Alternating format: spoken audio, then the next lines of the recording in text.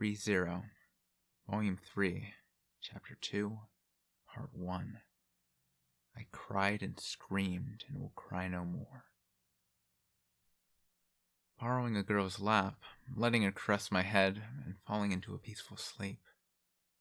Myself, you'd think it was awesome, but man.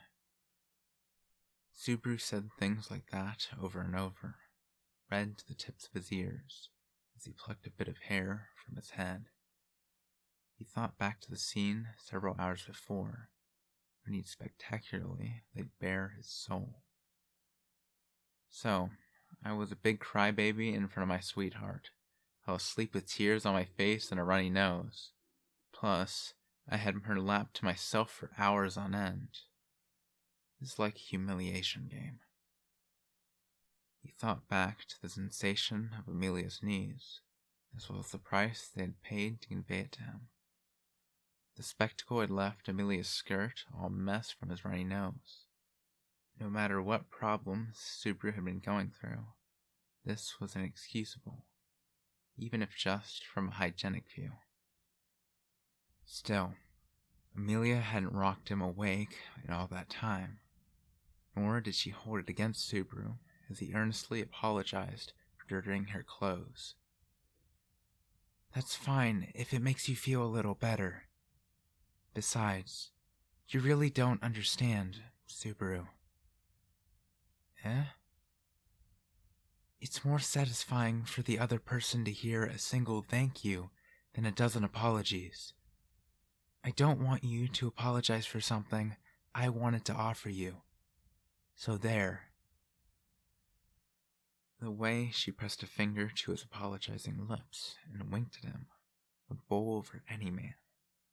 Indeed, Subaru bowled over right on the spot. Now that Subaru knew he loved her, everything she said and did, that included, seemed covered in glitter and gloss. Amelia headed off to change clothes in her room. Subaru kept wandering around the mansion in a dreamy state for a little while, before finally regaining his senses and clutching his head at what he'd done. Oh man, I've totally done it now. Amelia's the one I didn't want to look weak in front of. Is there anything more embarrassing I could have done? I seriously can't look her in the eye now. Is that what a person says when entering someone's room late at night, I wonder? The way Subaru pressed the middle of his thigh against the stool and writhed around it put the girl in a trance, Beatrice, in a particularly bad mood, bringing a dreadful scowl over her adorable face. After parting ways with Amelia, Subaru had it in his head that he couldn't let anyone else see him, so his feet carried him to the archive of forbidden books, and thus beyond anyone's reach. Though he liked tweaking the nose of the girl in charge of it, too. Don't say that, Pico. We're friends, right? What kind of relationship do you think... Wait, what did you call me just now, I wonder? Beatrice raised an eyebrow with a twitch of her cheek, and Subaru clapped his hands. Pico, I think nicknames are an indispensable way to show my friendship. You're the only one in the mansion so far who didn't like it even a little bit, though. He thought back to the last loop, when the loneliness and despair had been driven home. One could even say he was cajoling her into bringing sophistry and threats at him. It was from such humble beginnings that a first pact had been established between them. In the end, Subaru had unilaterally severed the deal. But Beatrice had exploited the vagueness of the details to continue to protect him. Even if Beatrice had forgotten, Subaru would never forget how he felt back then. So, I don't care what you think of me. I'm going to call you Biko. It's the greatest sign of affection I can give you. That does not please me whatsoever. What is with that overbearing goodwill? Is it merely distasteful or completely disgusting, I wonder?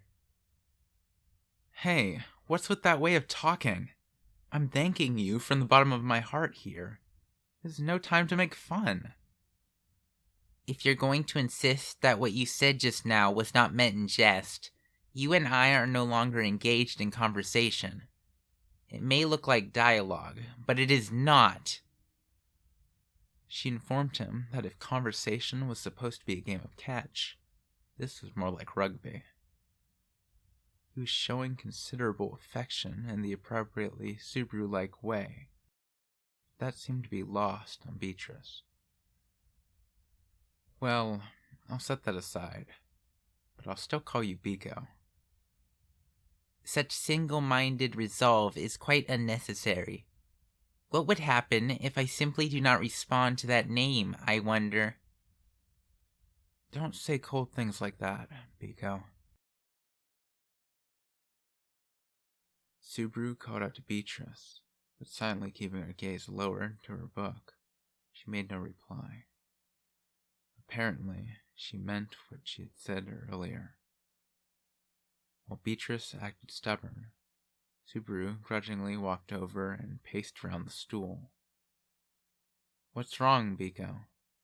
You look glum, Biko. Are you all right, Biko? If there's something wrong, you can talk to me, Biko. What is it, Biko? We can do this, Biko. Biko! I have never seen anyone as annoying as you. What is it with you, I wonder? Someone as thin-skinned as Beatrice was natural prey for someone born with a talent for getting on other people's nerves like Subaru. He pumped a fist, the corners of his lips twisting as Beatrice's shoulders shook in anger. Actually, I've got an admission to make. I'm backed into a corner and really need your help.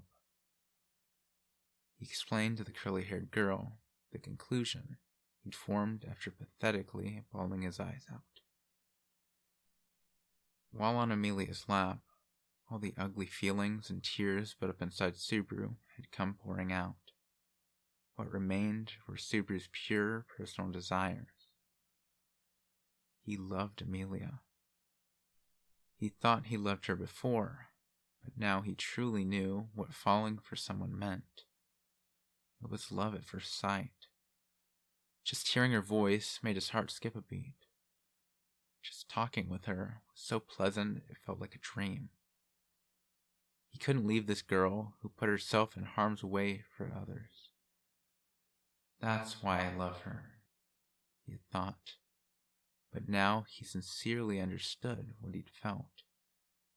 She was the first one to save Subaru when he was summoned to another world without anyone to depend on. And when he'd been backed into a dark alley of despair, it was she who had saved his dying heart. She'd saved both his life and his heart. He could no longer think of living in a world without Amelia. He loved spending his days with Amelia at the mansion. He loved learning all sorts of things about the world. He loved Ram, who'd taken such care of him in spite of her blunt tongue. He really loved Amelia. He loved Rem, who insulted him with polite language, but always showed him how to do things. He was enveloped by goodwill toward everyone living at the mansion. Subaru wanted to stay there forever.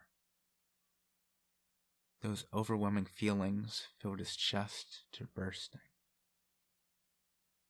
But on the other side of that happy coin, he loved Amelia. He despaired at lacking the power to protect her. Life at the mansion had grown stale. He didn't know where or when he'd be found out.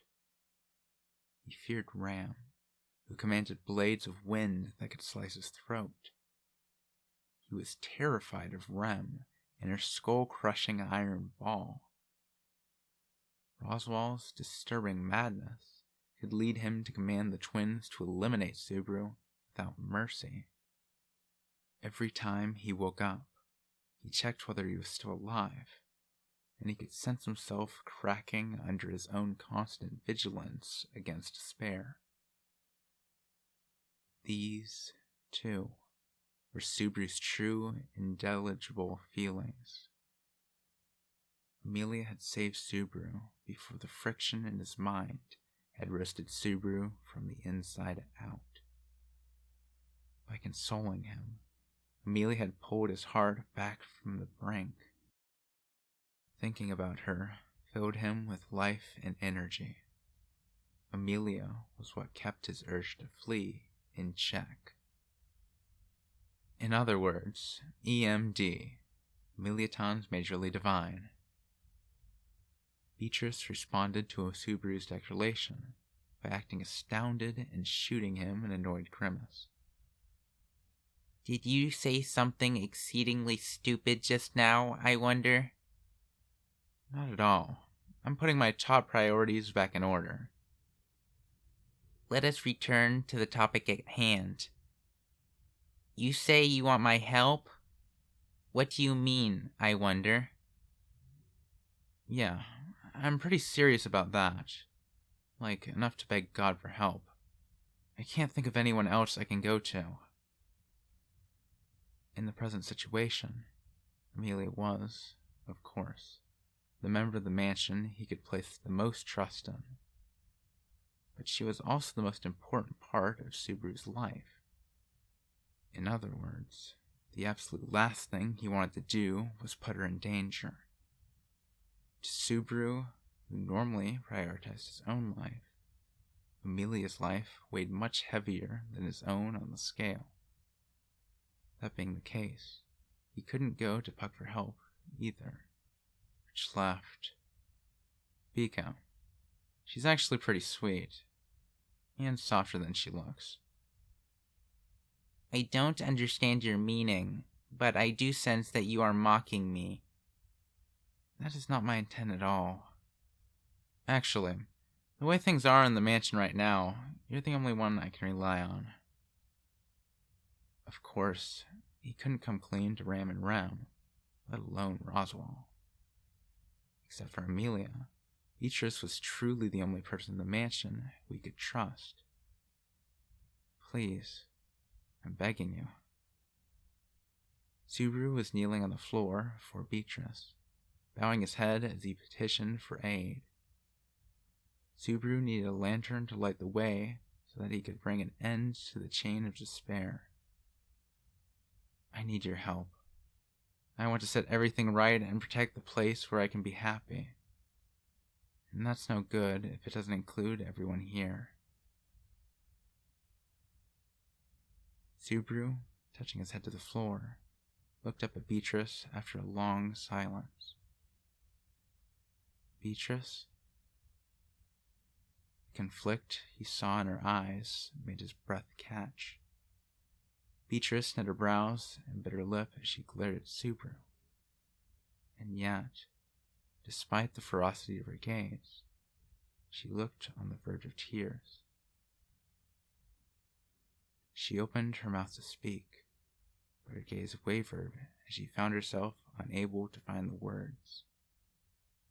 Beatrice's heart had been shaken. He had to make her speak to him. Listen to me, Beatrice. I understand why you don't want to help me out of hand. To you, I'm a weirdo and a stranger who wandered in just the other day. If you know that much, you do not need to hear it from my lips, do you? You're the one who patched me up. Thank you. I know you don't know this, but I have a mountain of other things I need to thank you for. And here I am asking for your help again. It's pretty pathetic. It's a miserable sight, really, but you're the only one I have. He laid out all his cards on the table. It was the lowest form of begging. Pushy and self-centered, and with no regard for Beatrice's feelings whatsoever. with Subaru lowering his head in nothing but earnestness, wearing sincerity on his sleeve. Beatrice made a very typical snort. You are a worm crawling on the ground, wailing about your own powerlessness. Do you have any pride at all, I wonder? I know what's important to me. I'll bow my head 10 times or 100 times and pound the floor if that's what it takes. He was too much of a weakling to obsess over petty pride. Subaru kept his head down as he continued to plead for her aid. He knew it was a cowardly way of doing things. During his 5 loops, he continued to quarrel with Beatrice during their encounters along the way. That's how he knew. Beatrice acted like she was blowing him off, but... You may raise your head. The moment the soft voice reached his ears, Subaru believed his craven request had been granted. He was acutely aware of his own pettiness, and he resented himself for his insincere behavior toward Beatrice. But even that had been necessary to make the girl named Beatrice come to her decision. That was how the rather simple man named Subernatsky had seen it, but... Take this, would you? But that miserable, heartfelt face met the merciless sole of a shoe. Subaru was still prostrate as his head alone lifted from the floor, with this formless sound of anguish echoing around the archive. Subaru remained in that awkward, bent-back position, making an incoherent yell as she stomped him a few more times. Hey, this is... You could think on it 100 times, and you would never comprehend the work I go through. No matter how many silver coins you gather, they will never equal the sacred glow of a gold coin. Do you understand, I wonder? If you get a few thousand silver coins, they'll equal it. I'm sure. It's just a matter of comparable value, right? Or maybe you're just bad at math? Will you stop looking at me like a pitiable child, I wonder? Are those the eyes of someone who is just begging me? And so, Beatrice and Subaru resumed their bickering. It was a pointless battle that had begun for no particular reason, repeated several times across different worlds. As he continued his familiar banter with Beatrice, he thought on some level that the pathetic stubbornness inside him was pretty moronic. All right, then, I'll play my trump card. If you cooperate with me, I'll give you a reward of equal value. You hear? You think the likes of me would be lured by any reward you can muster, I wonder? How about this? Because I saved Amelia at the Capitol, I get to borrow Puck. And Puck said if I want to swap that for something else, I only need to ask. You see what I'm getting at here? Beatrice's expression changed. Subaru smiled unpleasantly as he brought all his negotiation skills to bear. Now that it involved a reward, she agreed to reluctantly cooperate with Subaru. Subaru thought it was pretty silly to settle things by offering up Puck on a silver platter. He knew the little magic user would go for it, but still. It hadn't exactly been a warm and fuzzy process, but Subaru had finally managed to win Beatrice's cooperation.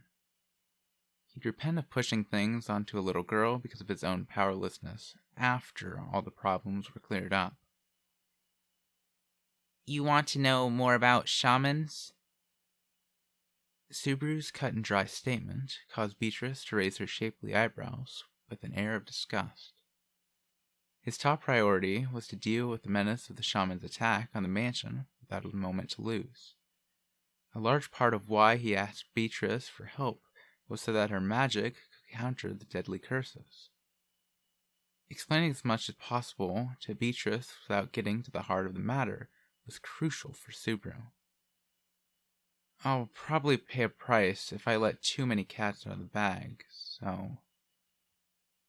When he tried to confess his return by death to Amelia, time had suddenly stopped all around Subaru as a black cloud took the shape of a hand and inflicted immense agony upon him.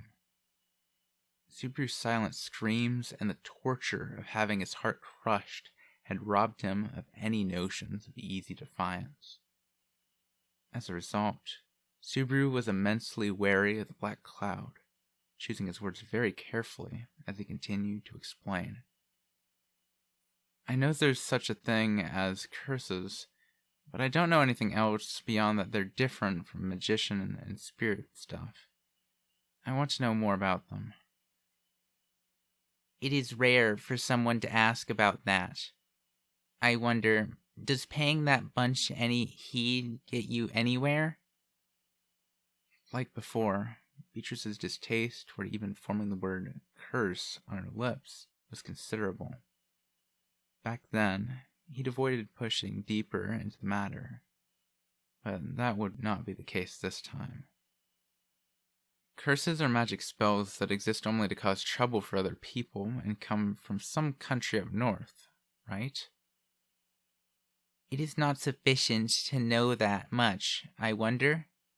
Curses invade their targets like a disease, limiting their movements and robbing them of pure life forces. A tradition in very poor taste. Normally, I'd say it depends on how you use them, but it looks like he can't use them except to hurt people, huh? Reason enough to call these curses.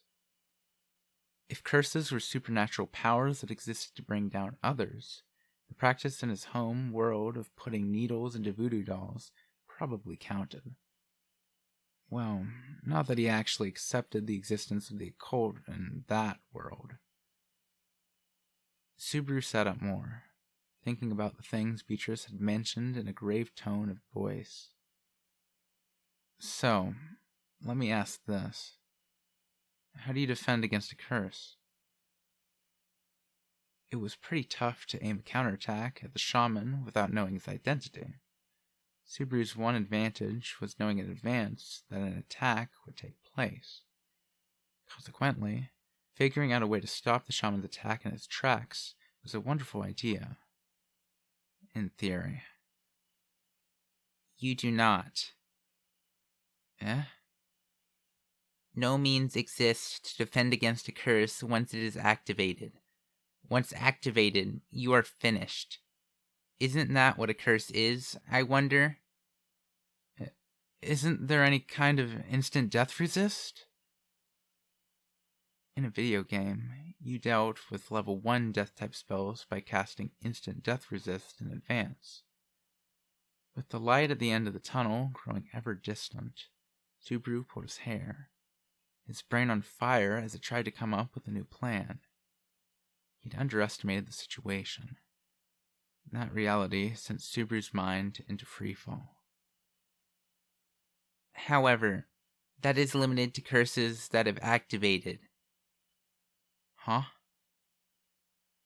The words spoken to Subaru a moment later made his eyes go wide.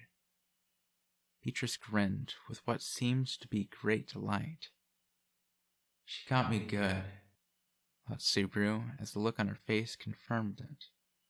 All he could do was open and close his mouth like a flounder in a mixture of surprise and anger.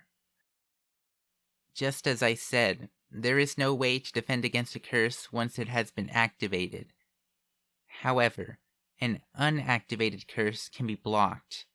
It simply requires a cleansing rite prior to activation. So anyone with the requisite skill would find removing it rather simple. I'll save getting angry for later. So, who can do that? In this mansion, there's me, and of course, Pucky. Beyond that, Rosal and the 3 little girls do not have the requisite experience. So no. Oh, and of course you cannot. I know that one only too well. He'd gone through hell because of its lack of resistance. Not once, but twice. Subaru put aside his unpleasant memories as he raised a hand and asked Beatrice a question. So how would you know to use a rite before a curse activates? Powerful curses place a commensurate burden upon the body. Perhaps magic and curses share that in common? The side effects of a curse are considerable. Could I say that they are deeply flawed, I wonder? So, is there something you can do in advance to protect yourself? Subaru asked his question like he was hanging from a thread. In response, Beatrice closed her eyes for a while, licking her lips.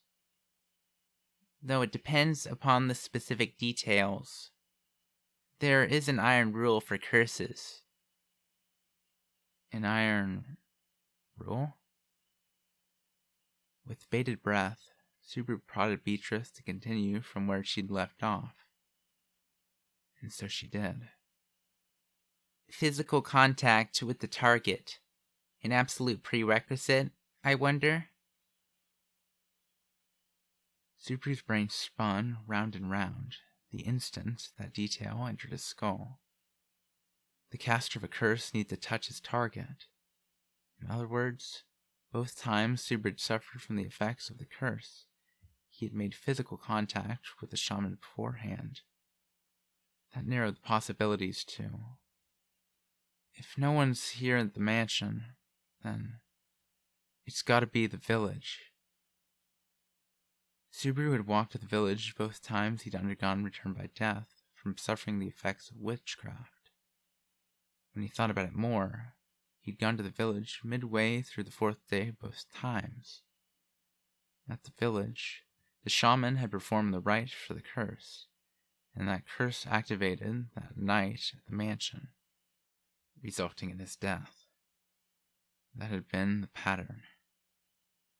The shaman being at the village would explain why Rem had fallen prey to the curse during the last loop.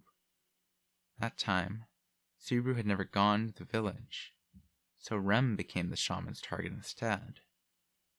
If Rem had gone, she would have been the target. If Subaru had gone there with her, no doubt he would have been the target again. It connected. It connected everything. The shaman was in Earlham village. It was unclear whether the shaman was a resident or a visitor. If he was the latter, finding him wouldn't be all that hard. It was a village with a small population. A stranger's face immediately became known to all, just like Subaru's had. If the former, it'd have been a carefully premeditated crime. But that doesn't seem likely. In the prior incident, someone tried to throw a monkey wrench into Amelia's royal candidacy. But that candidacy didn't exist before the royal family suddenly died out only half a year beforehand. Amelia's name popping up on the candidate list probably took time. So that meant only 3 or 4 months to prepare at absolute most. A shaman would have had to infiltrate the village years beforehand to be considered a native. So the shaman's an outsider. Finding him won't be all that hard, either. Subaru voiced his thoughts out loud as he began to search for holes in his logic. It wasn't a bad idea to raise a hypothesis, even if you amended it as you went along. As far as the shaman was concerned, he hadn't actually done anything yet. Short of his opponent being God or the devil himself, it was impossible for his existence to be exposed as of yet. Subaru mulled over the fact that he was still on the night of the second day. He had a long grace period before things were due to take a turn for the worse on the 4th. In other words, it meant he could do his own preemptive strike on the shaman. I've got you by the tail now, damn it. I didn't die twice at your hands for nothing. Subaru, finally able to see his situation brightening, clenched a fist as his voice quivered with joy. While Subaru delighted in the change in circumstances, Beatrice looked quite dissatisfied at having been dropped from the conversation. Her lovely cheeks reddened to emphasize the sourness of her gaze. What is that attitude in front of someone you asked for aid, I wonder? If what I spoke was of service, I think you should say as much to my face. Yeah, you're right. You saved my bacon. I can see the light thanks to you. I love you, Biko. What? Subaru leaped over to Beatrice, picking up her very light body and twirling all around with her on the spot. Despite her elaborate dress, the girl's body was as light as a feather. Subaru's spinning increased in synergy with the buoyancy of his mood. Like, would you put me down, I wonder? I could just fly in the sky right now. Now, how about we fly together, Biko? Fly all by your lonesome. What?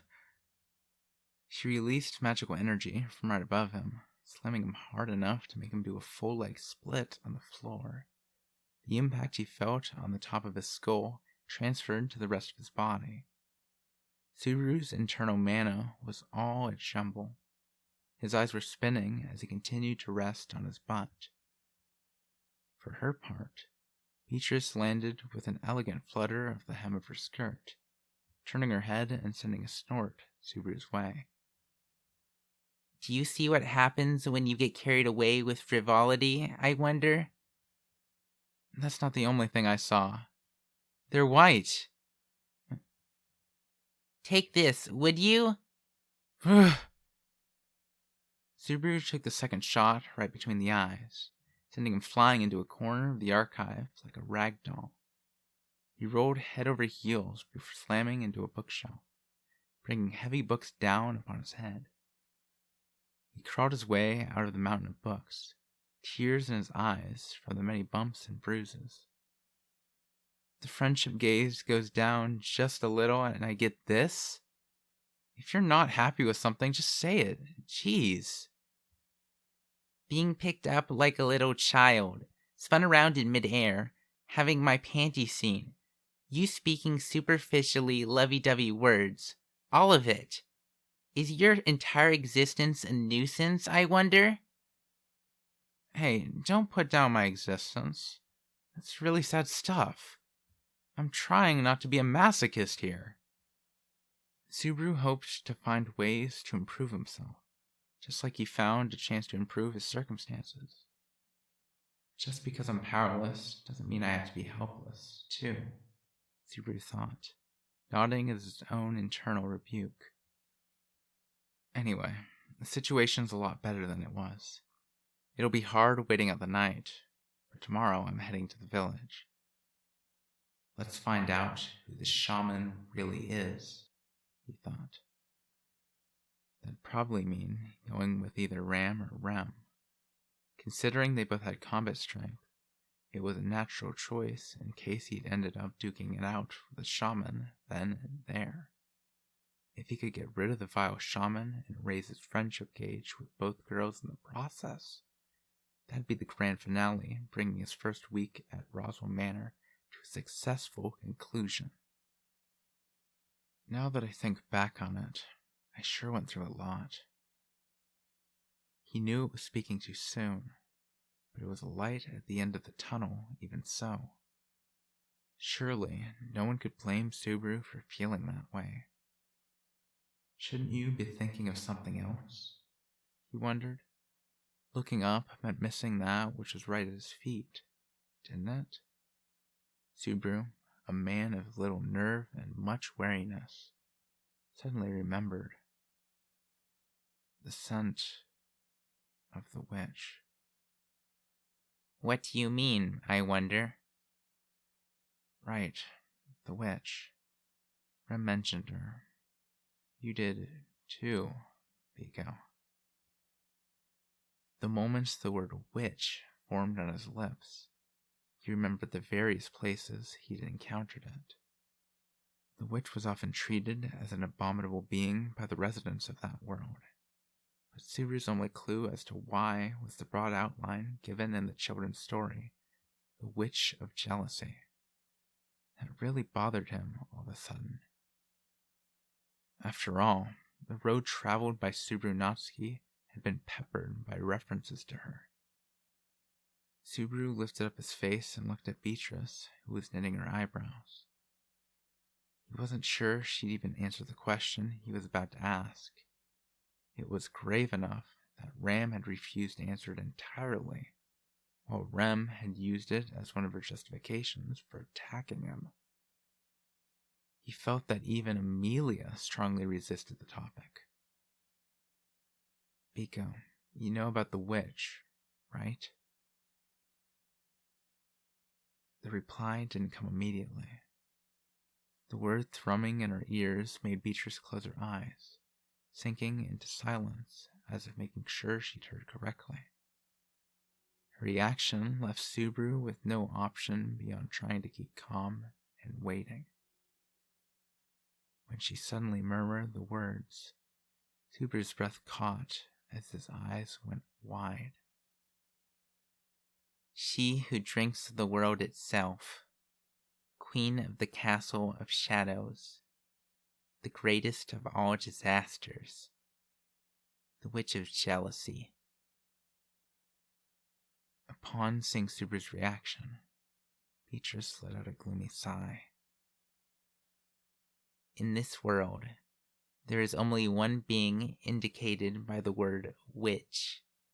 Should I add, it is even considered taboo to speak her name aloud, I wonder? So everyone's in awe and fear of her, and no one defies her? Yes, precisely.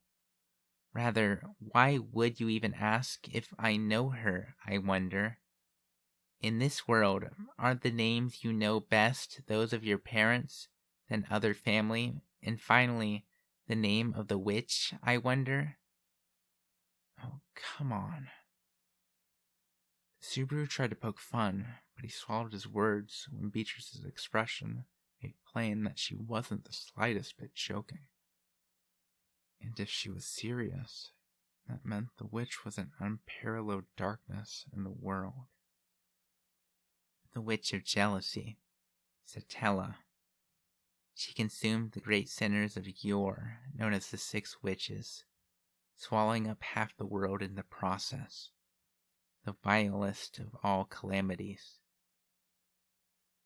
Beatrice's words, spoken with emotion suppressed, brought a short, hard breath out of Subaru. The name, one he'd heard before, bore much more gravity in the context of the rest. It is said that the witch desires love. It is said she does not comprehend human speech. It is said she envies everything in the world, that none have seen her face and lived, that her body is untouched by the ravages of time, unable to grow old or decay, that the dragon, the hero, and the sage combine their power to seal her away, because even they could not hope to destroy her. Beatrice spoke point by point, not allowing Subaru to get a word in. It is said. Finally, as if reaching the end of her tale, she paused after a preamble and said, She is a half-elf with silver hair.